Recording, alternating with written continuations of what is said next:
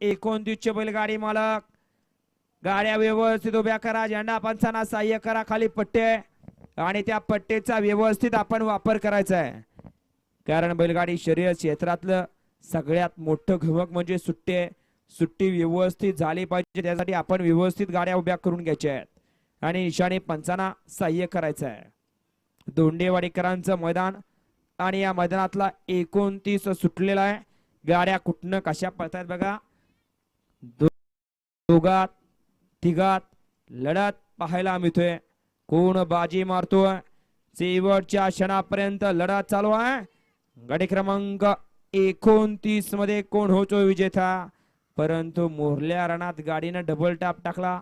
अतिशय सुंदर असं ड्रायव्हरचं ड्रायव्हिंग. गाडी क्रमांक 29 तास क्रमांक 3 गाडी संत बळमामा प्रसन्न वाकेशकरांचा सोने आणि महाराज या गाडीचा 1 नंबरला विजेता बैलगाडी मालकाचा चालकाचं अभिनंदन. या 30 होऊन घ्यायचा. चला निशाणी पंच. सुंदर गाडी पळाली आता.